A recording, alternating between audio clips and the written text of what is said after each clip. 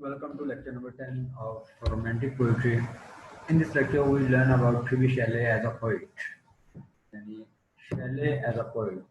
Shelley as a poet क्या उसने important activities की, किस तरीके से उसने राइटिंग की, उसका इम्पैक्ट कितना था उसके एज के दौरान यानी लाइफ के दौरान उसका इम्पैक्ट था, उसके बाद था उसकी इम्पोर्टेंट पॉइंट्स कौन सी हैं, उसकी आइडियालॉजी क्या थी, तो ये तमाम चीज़ें इंशाल्लाह हम आज के लेक्चर में लर्न करेंगे। तो ये जो तस्वीर आपके सामने नज़र आ रही है इसके बारे में हल्का सा इंट्रो भी नीचे दिया है ताकि नॉलेज में इजाफा हो सके कुछ। तो ये पिक्चर जो है रिचर्ड रोथवेल ने बनाई थी और मेरी शैले की आखिरी दिनों में लाइफ के एंड पे 1840 में, तो उसने इसको पोर्ट्रेट किया था उस वक्त। यानी ये किसके हाथ की बनी है? रिचर्ड रोथवेल, जो उस वक्त का मशहूर मरूफ पेंटर था, पोर्ट्रेट बनाने वाला। तो पीबी शैले के बारे में कुछ चीज़ें बहुत इंपॉर्टेंट है कि ये उन शायर्स में से हैं, यानी रोमांटिक पोइट्री के कुछ शायर ऐसे हैं जो अपने 30 ईयर एज से पहले उनकी डेथ हो गई। तो पीबी शैले भी ऐसा ही है, इसकी डेथ ही was right before reaching to the 30 years of his age. उनमें केट्स भी हैं, उनमें पीबी शैले भी हैं ये। और ये देख लें कि 30 इयर्स से पहुंचने से पहले पहले उनकी आइडियालॉजी, उनकी पोइट्री वाज टू मच, जो कहते हैं पूरी दुनिया को उसने ना, अभी तक लोग इसे बड़ा शौक से पढ़ते हैं। हम तो नॉन नेटिव है ना, यानी तो जो है इंग्लिश बाय बर्थ नहीं है, इसलिए हमें बात से शायद उस स्टैंडर्ड पे समझ ना आ सके जिस स्टैंडर्ड पे नेटिव लोग समझते हैं। इसीलिए तो जो नेटिव लोग हैं ना, उनकी एक अंडरस्टैंडिंग बहुत आउट क्लास है इस मामले में। वो जो है जब पढ़ते हैं अभी भी इसे एंजॉय करते हैं। और एक और इम्पोर्टेंट बात बताऊं कि जो था ना, महात्मा गांधी वो पीबी शैले से मुतासिर हो गए, उसने अपने बहुत सारे जो जिंदगी में काम जो है उनको दाखिल किया था। वेजिटेरियनिज्म की फेवर में था ये, उस दौर में, जिस दौर में जो नहीं था।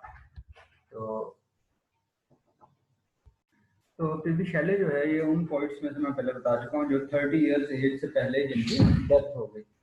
तो इसीलिए हम इसको देख लें कि, और हम अपनी एज का अगर मुआवजा करें इनसे, वो तो बहुत ज़्यादा एडवांस भी नहीं था, हम तो बहुत एडवांस हैं। तो हमने 38 या 25-28 में क्या कारनामा सर अंजाम दिया है? हम अभी तक किसी काबिल भी नहीं है। तो लेकिन उसने 38 से पहले ही ऐसे ऐसे काम किए। मैं अभी आपको नेक्स्ट में इंशाल्लाह बताऊंगा कि इसके बारे में बाकी तफसीलें नेक्स्ट स्लाइड में आती जाएंगी one by one. PB Shelley was born in 4 August 1792 and died at 8 July 1822। यानी 4 अगस्त को पैदा हुआ, 8 जुलाई को डेथ हो गई। यानी अपनी 30वीं जो सालगिरह थी उससे सिर्फ जो है ना 26 दिन पहले उसकी डेथ हो गई। यानी 30 साल नहीं, 29 साल और कुछ 11-12 महीनों के अराउंड था, 11 महीने और कुछ दिन। तो इसकी डेथ भी अचानक ही हुई, वो आगे इंशाल्लाह देखेंगे। One of the major English romantic poets and is regarded by some critics as amongst the finest lyric poets in the English language। Means के ये खुद तो फाइन था ही, इसकी जो लिरिक्स थी ना, पोइट्री लिखने का अंदाज था वो भी बहुत आउट क्लास था। इसकी पोइट्री जब पढ़ते हैं तो उसके अंदर जो लिरिक्स यानी जो उतार चढ़ाव है ज़ुबान का, जो उसके अंदर फ्लुएंसी है, जो उसके अंदर सिमिलैरिटीज है, ये तमाम चीज़ें बहुत अहम हैं। शैले के मेजर वर्क जो है उसमें ओजिमेंडी सबसे फेमस पोइम है इसकी ना। तो सेकंड जो और टू द वेस्ट विंड, ये भी बहुत मशहूर है। और थर्ड है टू अ स्काईलार्क म्यूजिक। ये 4 पोइम इसकी बहुत मशहूर हैं। व्हेन सॉफ्ट वॉइसेस डाई, ये फिफ्थ है the cloud and the masque of anarchy. तो ये 6 पॉइंट्स हैं इसकी जो सबसे फेमस हैं। His other major works include long visionary poems such as queen Mab. इसकी लॉन्ग पोइम थी ये, लेकिन बहुत विजनरी पोइम थी, जिसका नाम था Queen Mab. Later he work for the demon of the world. Alastor, ये भी इसकी लॉन्ग पोइम है। द रिवॉल्ट ऑफ इस्लाम, ये भी इसकी लॉन्ग पोइम है। अडोनियस, ये भी इसकी लॉन्ग पोइम है। द अनफिनिश्ड वर्क, यानी इसके मरने से पहले कुछ काम जो है अनफिनिश्ड रह गए थे, उसमें था the triumph of life and the visionary verse drama the Khaniel and Prometheus unbound, ये जो है तीन वर्क जो थे इसके अनकम्प्लीट थे, यानी इसके मरने से पहले ये कंप्लीट नहीं हो सके। तो जब भी किसी इम्पोर्टेंट या मशहूर मारूफ पर्सन की बात होती है,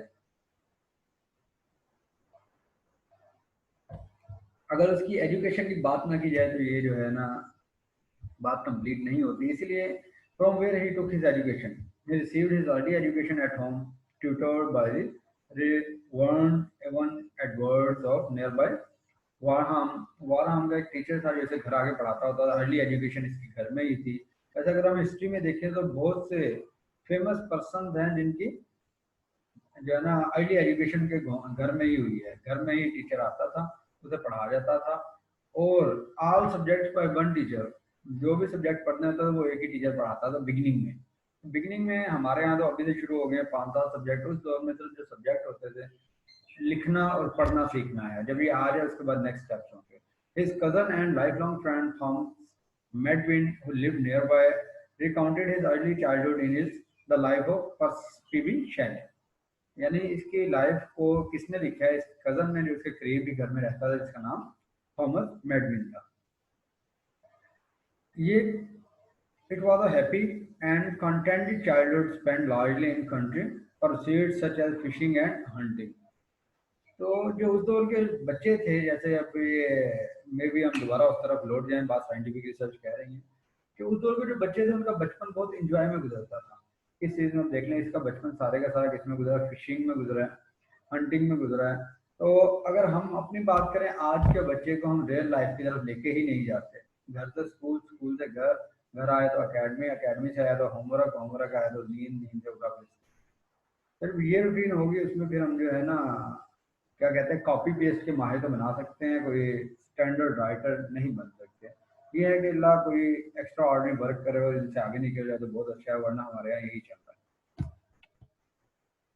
PV Shelley's earlier work, he began writing some short fiction pieces in the course of his first and only year of Oxford University। ये ऑक्सफोर्ड यूनिवर्सिटी में गया था, एक साल इधर रहा है, उसके अंदर उसने लिखना शुरू कर दिया था 1810 से 1811।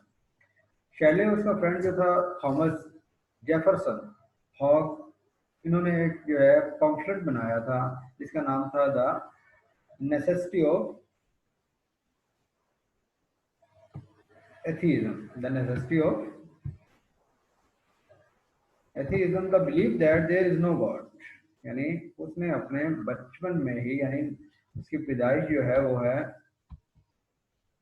1792 की, और 92 से देख लें 02 और 10, 18 साल की उम्र में उसने पहला पम्फलेट बना दिया अपने रिसर्च बेस पे, अपने और जो है फ्रेंड्स के साथ मिलके। किस पे? The believe there is no god, इस बिलीव पे यहाँ पे दुनिया में कोई भी अल्लाह नहीं है। वो student were expelled from the university, दोनों स्टूडेंट को इस बेस पे एक्सपेल कर दिया गया, यूनिवर्सिटी से निकाल दिया गया। तो वो क्रिश्चियन बिलीव था वहाँ पे, जो क्रिश्चियन के खिलाफ जाता था उसको नहीं चलने दिया जाता था। तो बात इसकी ये गलत थी कि इसने अल्लाह का इनकार कर दिया, 100% गलत थी। लेकिन मैं ये बात कर रहा हूँ कि उस टाइम भी उसकी ऑब्जर्वेशन, उस टाइम में उसकी रीडिंग इस कदर थी कि वो अपना डिसीजन ले सकता था 18 साल की उम्र में। The event intensified Shelley's rebellions against accepted notions of law and order। यानी पहला इसने पॉम्फलेट जो है वो क्या निकाला कि there is no god. Second पे इसने पॉम्फलेट, सेकंड पे इसने काम शुरू किया, वो नेशनल के वो नॉर्म्स हैं, वो ऑर्डर्स जो गवर्नमेंट ने निकाले हुए हैं, both in his private life and in government, उनका इम्पैक्ट बेशक इसकी लाइफ में था या गवर्नमेंट की तरफ से था, दोनों को इसने रिजेक्ट करना शुरू कर दिया। They will not be counted in the right way. यानी कुछ ऐसे रूल्स एंड रेगुलेशन गवर्नमेंट को होते हैं जो हमें पसंद नहीं होते, तो हम उनके खिलाफ आवाज़ नहीं उठाते। लेकिन इसने उसके फौरन बाद, यानी 1811 के बाद उनके खिलाफ आवाज़ उठाना शुरू कर दी। In December of 1811 Shelley met and married Harriet Westbrook. उसने वेस्टब्रॉक से शादी कर ली कब? 1811 में, जब ये 18 साल का था, 17 या 18 साल का। In 1811, P.B. Shelley went to University College of in Oxford. In 1811, he met and eloped to Edinburgh with Harriet Westbrook, and 1 year later went with her and her older sister to Dublin, then to Devon and North Wales। यानी इसकी marriage का अगर हम पढ़ें तो इसने 1810 में ही इलॉटमेंट पहले की थी, 1811 में इसकी शादी नर्सरी से शादी कर ली थी। और जो है ये इसकी साली और इसकी वाइफ तीनों फिर मुख्तलिफ इलाकों में घूमते रहे। वे दे स्टेड फॉर 6 मंथ, तो 6 महीने वहाँ जो है नॉर्थ वेलीज में भी रहे। 1813 तक ये इधर उधर रहे। They married, and 1 year later, in 1814, however, when the birth of two children, they collapsed and he eloped once again, this time with Mary Godwin। तो दूसरी शादी भी इसने इलोपमेंट के बाद की थी। तो इलोपमेंट के बाद दूसरी शादी भी इसकी हुई थी, वो थी मैरी गॉडविन के साथ। यानी पहली शादी इससे की, उसके बाद उससे 2 बच्चे हो गए, उसके बाद इसने दूसरी शादी कर ली जो मैरी गॉडविन से थी। Shelley's first point, Shelley attempted to communicate his views on politics, other topics in the coin map। यानी coin map जो है उसके अंदर इसने बहुत से पॉलिटिक्स टॉपिक्स को डिस्कस किया। उसने वो पॉइंट तो इमेच्योर है, यानी बहुत अच्छी नहीं है, लेकिन उसके अंदर जो आइडियाज है, जो फिलोसफी है, बहुत आउट क्लास है। इसलिए इन फिलोसफी की वजह से, इन आइडियाज की वजह से शैलो को फिलोसफिकल पोइट भी कहा जाता है।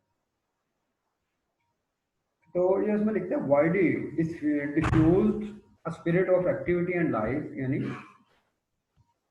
वाइडी diffused a spirit of activity and life, यानी उसने रिजेक्ट कर दिया कि जो हमारी एक्टिविटी एंड लाइफ के अंदर हम अगर कहते हैं एन ओमनी प्रेजेंट कोई पर्सन है, बीइंग एवरीवेयर, कि जो हर जगह मौजूद है, यानी जिसे हम गॉड कहते हैं, जिसे हम अल्लाह कहते हैं, तो वो कहता है वो नहीं है। यानी and energy that unless misguided by people's lust for power, कहता है ये जो है ना, ये असल में पीपल की लस्ट ऑफ पावर है, जो इसके जरिए लोगों को गुमराह करते हैं और अपनी पावर को दिखाते हैं। Can lead human kind to paradise, और वो क्या शो करते हैं कि अगर तुम अल्लाह को मानोगे तो जन्नत में चले जाओगे। तो ये किसके ख्यालात हैं? शैले के ख्यालात हैं। और ये क्या है, कैसे हैं, इस पर हम बात नहीं करेंगे, क्योंकि हम इस टाइम शैले को पढ़ रहे हैं, इसका जो है ना कंट्रास्ट नहीं कर रहे, इसलिए हम इसे पढ़ते जाते हैं। By the summer of 1814 Shelley had become closely involve with Mary Godwin. In late July, Shelley left his wife and ran away to continent Europe with Godwin। यानी पहली बीवी को छोड़ गया, जब उससे 2 बच्चे हो गए, वहां जाके उसने पहले भी शादी भी इसकी इलोपमेंट के बाद थी, दूसरी दफा भी इसने इलोपमेंट की, उसे भगा के ले गए। कहाँ भगा के ले गए? यूरोप ले गए, और यूरोप जाके उसके साथ शादी की, और लेकिन काफी लेट की। मैरी शेले रॉड फ्रैंकनस्टाइन, और वहां जाके उसने एक पोइम लिखी जिसका नाम था फ्रैंकनस्टाइन। और ये भी कहा जाता है कि फ्रैंकनस्टाइन इसने नहीं, इसकी वाइफ ने लिखी थी, जो भी वो भी एक पोइटेस थी। तो इसकी फाइनल पोएम एक जो है वो ये है, जिस तरह हम जा रहे हैं, कुछ इसने प्रोज वर्क भी किया। तो इसलिए जो है ना फ्रीडम, ये कहता था कि जो है ना फ्रीडम होनी चाहिए इंसान को हर किस्म की। अगर हम कहते हैं कि फ्रीडम नहीं है तो ये चीज़ ठीक नहीं है। वो कहता है इंसान को सोचने की, खाने की, पीने की, हर चीज़ की फ्रीडम होनी चाहिए। वह जेनुअन थी, लेकिन उसकी पर्सनैलिटी जो थी ना, उसमें था विजनरी राइम्स, यानी उस चीज़ को उसने आउटलेट जो दी, उस चीज को अपने को जो इसने रिप्रेजेंट किया, वो विजनरी राइम्स के जरिए किया। In his poems are almost mystical concepts of oneness and love, of poetry and brotherhood, and express such themes. यानी इसकी पोएम्स में तमाम इंसानियत का सबक है। वो कह रहा है कि अगर, यानी इसका आइडिया है जो गलत है, वो आइडिया ये है कि जो है, अगर तुम concept of oneness and love को दुनिया में फैला दो, अल्लाह को ना भी मानो, तो तुम खुश रह सकते हो। तो इसका ये था वननेस एंड लव, तमाम दुनिया लव करती रहे, तमाम दुनिया इकट्ठी रहे, एक दूसरे एक छत की तरह रहे। और brotherhood are express such things remain the source of his inspiration to the last. As he was nearing his 30th year, जब वो अपने 30th ईयर यानी 13 साल का हुआ, ही road with a more urgent yet less harsh sense। जब वो 20 से 30 यानी 21 की तरफ गया, तो वो जो है बहुत अच्छे तरीके से लिखने लगा, उसकी पोइट्री अच्छी हो गई थी, लेकिन हार्श लैंग्वेज उसकी हो गई थी। Of an unbridgeable gap between the ideal and the real. यहाँ तक इतना हार्श हो गए थे, आइडियलिज्म और रियल में फर्क ही नहीं कर रहा था। आइडियलिज्म और रियल में फर्क होता है, लेकिन ये नहीं कर रहा था। यानी जिस चीज को हम आइडियलाइज कर रहे हैं, लाजमी हमारी लाइफ में वही चीज रियल में हमारे सामने है। He movingly expressed this sense in this sensitive planet and in the poem that the composed on the death of John Keats, Adonais। ये दो पोएम है जो इसके फाइनल वर्ड्स में आती हैं। अडोनियस, अडोनियस बहुत मशहूर पोएम है, इसे एलिगी भी कहा जाता है, जो कीट्स के मरने पे इसने गम में लिखी थी। तो क्लोज सर्कल ऑफ शैले जब ये जिंदा था तो इसके साथ कौन कौन लोग थे? शैले क्लोज सर्कल फ्रेंड में सम जो है बहुत important and progressive radical thinkers भी थे उस टाइम के। उनमें था इसका फादर इन लॉ, ससुर जो इसका था, इसका ससुर जो था वो भी एक बहुत बड़ा फिलोसफर था जिसका नाम विलियम गॉडविन था। ये दूसरा ससुर है, इसका पहला नहीं। पहली शादी से जो था वहां से ये छोड़ के चला गया। जब यूरोप गया, यूरोप में जो इसकी दूसरी बीवी थी जिसको डेवलपमेंट लेके करके लेके गया था गॉडविन, वो गॉडविन भी पोइट्री लिखती थी। इसका फादर इन लॉ भी पोइट था। तो दूसरा जो है लीग हार्ट हंट, वो बहुत फेमस पोइम है उस एरिया का, उस यूरोप का। Frame from death, frame after death, कि जो है बाज लोग ऐसे होते हैं, बल्कि रोमांटिक इरा के अंदर बहुत से पोइट ऐसे हैं जिनको उनकी जिंदगी के अंदर रिजेक्शन एंड कॉन्टेम्पलेशन का सामना करना पड़ा, लेकिन डेथ के बाद वो फेमस हुए।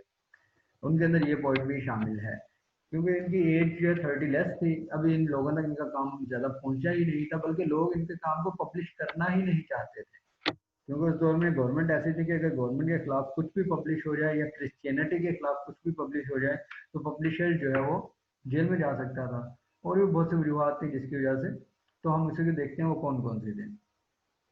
Remain study through out his life, इसकी जो आउटपुट थी ना वो स्टडी रही, यानी वो उसमें कोई हाईलाइट नहीं किसी ने भी किया, क्योंकि जहाँ भी अपना पब्लिशर या जर्नल्स को अपना काम भेजता था वो उसे रिजेक्ट कर देते। क्यों? कहते थे अरेस्ट, कि हमने अगर आपका काम पब्लिश किया वी विल बी अरेस्टेड, हम अरेस्ट हो जाएंगे। किस वजह से? ब्लेस्फेमी, यानी अल्लाह को नाम मानने की वजह से, क्योंकि इसके जितने भी पॉइंट्स हैं इनके अंदर ये इसी की तरफ जाते हैं। सिडिशन, और सिडिशन जो कहते हैं ये कहते हैं गवर्नमेंट के खिलाफ लिखना, गवर्नमेंट के खिलाफ आवाज उठाने की वजह से। तो अभी भी उस दौर में जितने भी इसके, यानी अब की बात नहीं कर रहे, उस दौर में शैले के दौर में जितने भी इसके लवर थे वो तमाम अंडरग्राउंड रह के इसे पढ़ते थे। यानी ये अपनी पॉइंट लिखता था, लोगों को देता था, लोग पढ़ते थे, पसंद भी करते थे। यानी अगर हम अभी भी बात करें पाकिस्तान के अंदर या किसी भी मुल्क में, जो कॉमन थॉट होती है ना वो होती है जो हिडन होती है। अब भी हमने हमारे अगर आवाम में देखें रिक्वायर्ड होगी कि ये चीज़ हमें मिल जाए, लेकिन वो हिडन होती है। वो बहुत, उनमें से 80% बातें सही भी होती हैं। उसकी पॉलिटिक अचीवमेंट जो थी ना वो वाइडली रिकॉग्नाइज्ड टुडे, आज तक उसकी पॉलिटिक अचीवमेंट को माना जाता है। यहाँ तक कि गांधी जी, मैंने पहले ही बताया, इनसे इंस्पायर हो गए, उन्होंने ये काम किया था। And his political and social thought had an impact on the Christ. ये क्रिस्ट एक बहुत बड़ी मूवमेंट थी जो क्रिश्चियनिटी के खिलाफ उठी थी। क्रिश्चियनिटी को मजहब, दीन को, दुनिया को अलग अलग कर दो। And other movements in England, और इंग्लैंड में दूसरी मूवमेंट आई थी, उनमें भी उसका अच्छा इम्पैक्ट था। And read down to the present time, और अब तक इसकी जो ये हैं चल रही हैं इसी तरीके से।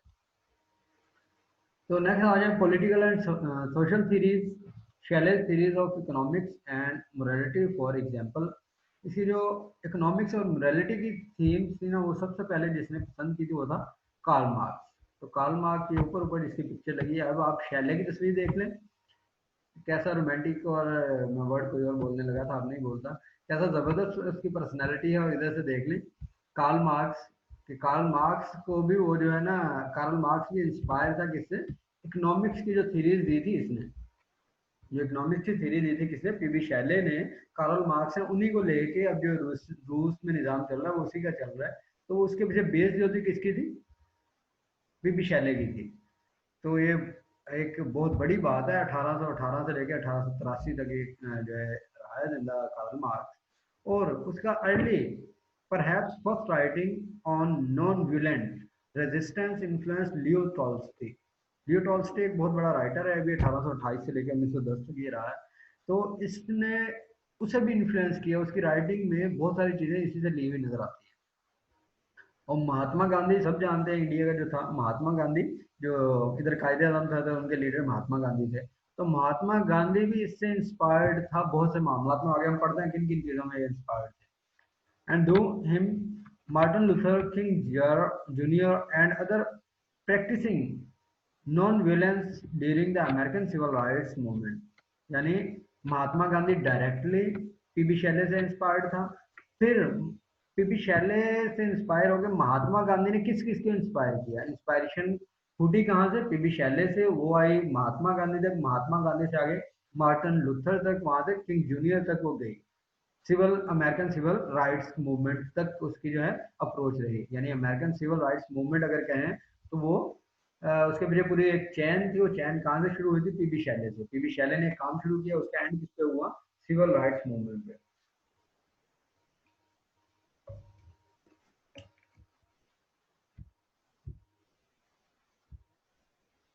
शैले एज अ लोडिस्टर लोडिस्टार लोडिस्टार कहते हैं लीडिंग स्टार, जो आमतौर पे जैसे हम कहते होते हैं ना, जो रात को अगर रास्ता भूल जाए तो एक स्टार होता है चांद से जो है ना मशरिक की तरफ, शुमाल की तरफ। तो वो जो चांद सितारा है वो लोगों को रास्ते में लीड करता है। तो leading star Shelley become a lode star, यानी leading star to the subsequent 3 और 4 जनरेशन ऑफ पोइट्स। इसके बाद 3 से 4 जनरेशन पोइट्स की अब तक आ चुकी हैं। सब इससे जो है इससे रहनुमाई लेते हैं। ये सबको इन्फ्लुएंस किया उसने, सबका ये उस्ताद रहा। Including important Victorian and pre-Raphaelite poets such as Robert Browning। Robert browning कहते हैं इससे इन्फ्लुएंस हुआ है, इससे उसने डिक्टेशन यानी इनडायरेक्टली इसकी बुक से डिक्टेशन ली है। एंड डेंट गार्बियर रोसेटी जो है वो भी इसके, रोसेटी बड़ा मशहूर पोइट है ये भी, डीजी रोसेटी कहते हैं। रोसेटी बहुत मशहूर है, ये भी उससे इंस्पायर हुआ है। और यहाँ तक कि कुछ जो, ये तो एक जर्नल यानी लेवल पे बात की, स्टैंडर्ड पे बात है, उसमें ये कुछ जो एडमायरर्स जो शैले को बहुत ज़्यादा एडमायर करते हैं, जो इसके फॉलोअर्स हैं, वो यहाँ तक कहते हैं कि जो ऑस्कर वाइल्ड, जिसे आप नेक्स्ट में पढ़ेंगे, एंग्री यंग मैन जो है ना, ये एक बहुत बड़ी मूवमेंट थी। उसका जो सर हेड था वो ऑस्कर वाइल्ड की लिखी हुई बुक थी। तो ऑस्कर वाइल्ड, थॉमस हार्डी एक बड़ा कमाल का राइटर है शायद। ग्रेट एक्सपेक्टेशन आपने पढ़ी है या नहीं पढ़ी? जॉर्ज बर्नार्ड शॉ इससे भी है हमारा जो है बहुत ज़बरदस्त ड्रामाटिस्ट है।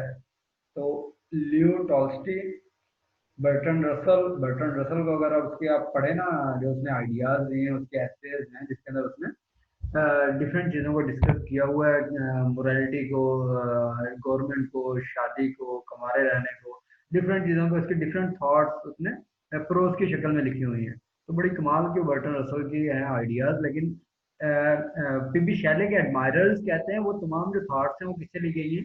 पीबी शैले से ली गई हैं। यानी बर्टन रसल ने वो थॉट्स कहाँ से ली? पीबी शैले से। डब्ल्यू बी यीट्स भी कहते हैं इससे इंस्पायर्ड था। अपटॉन सिंक्लेयर एंड असाडोरा डॉनसन, वो भी इससे, डेंसी डेवोड, सॉलिसियो सिविल, डिसओबीडेंस, ये तमाम जो है इससे इंस्पायर्ड है। Apparently shows the influence of Shelley's writing and theories on non violence in protest and political action. यानी वो लोग जो पॉलिटिकल में या फिर जो है नॉन वायलेंस प्रोटेस्ट की तरफ गए हैं, उन पर सबसे मेन किसकी जो है पीछे आइडियोलॉजी थी, वो आइडियोलॉजी पीबी शैले की थी। तो अगर हम नॉन वायलेंस प्रोटेस्ट की बात करें तो महात्मा गांधी की प्रोटेस्ट बहुत मशहूर है।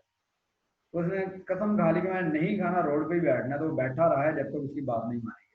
तो वो क्या था? नॉन वायलेंस, मैंने किसी को तंग नहीं करना, मैंने तकलीफ अपने आप को देनी है, अपने आप को तकलीफ देनी है। अगर आपको मेरा एहसास है तो काम कर लो, बनाने।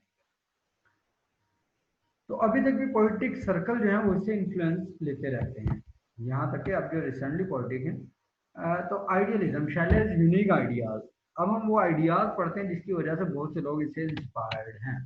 सबसे पहले idealism, Shelley's unconventional life and uncompromising idealism combined with his strong disapproving voice।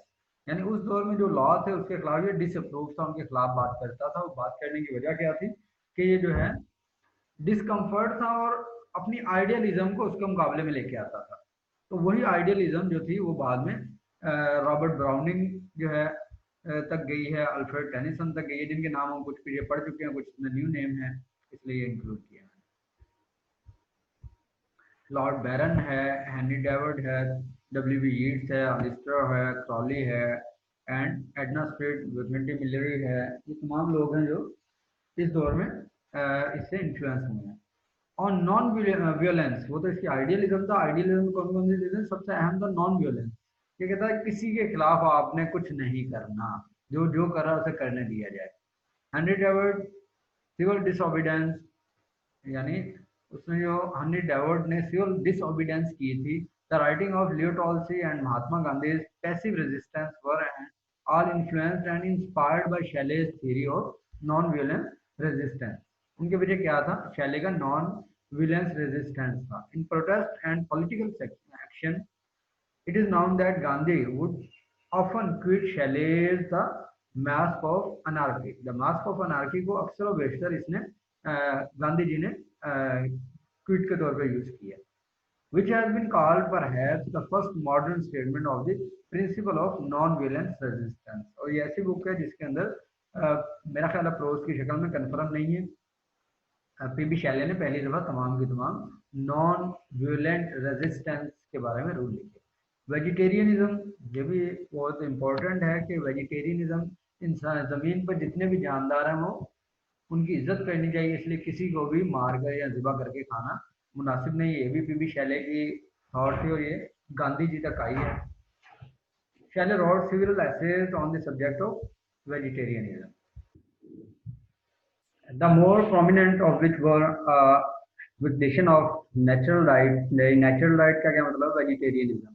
ये भी पीबी शैले की स्टार्ट करदा मूवमेंट थी कि वेजिटेरियनिज्म को फॉलो किया है. और उसके बाद ये on the vegetable system of diet, Shelley's eagerness for vegetarianism is connected with India. उसने ये कहाँ से ली थी थॉट? इंडिया से ली थी, और इंडिया से ली और उसके बाद ये दुनिया के कई ममालिक में फैली. In 1812 he was converted to vegetarianism by his friend John Frank Newton. Newton और ये दोनों क्या हैं? उसके बाद वेजिटेरियन हो गए थे. J.K. Newton, who had himself been converted while living in India. वो भी इंडिया में रहने के दौरान कन्वर्ट हुआ था. तो ये थी इसकी लाइफ हिस्ट्री, इसकी कैरेक्टर हिस्ट्री. तो इसकी एक मशहूर बात है डेथ के बारे में. इसकी डेथ से पहले हम उसको पढ़ लेते हैं. Death is the well which those who live call life. कि डेथ एक वेल है जो ये पहन लेते हैं, वो जिंदगी को जिंदगी कहते हैं. They sleep and it is lifted. जब वो सो जाते हैं तो ये पर्दा उठा दिया जाता है. यानी लोग कहते हैं कि डेथ एक पर्दा है, लेकिन ये कहता है जिंदगी एक पर्दा है. जिंदगी का पर्दा जब उठ गया तब मौत आ गई. तो ये 30वीं अपनी बर्थडे से पहले यानी 8 जुलाई 1822 को, इसकी बर्थडे में भी मेरा ख्याल 25-26 दिन रहते थे, तब उसकी डेथ हो गई. ये आ रहा था वापस लेघॉर्न लिवोर्नो से, तो वापसी पे आते थे समुद्र में तूफान आया, उनकी कश्ती डूब गई, जिसकी वजह से इसकी डेथ हो गई. डेड बॉडी मिल गई थी जिसके बाद में इन्होंने इंडियन तरीके से बर्न किया. That's all of today's lecture. Will meet in the next lecture.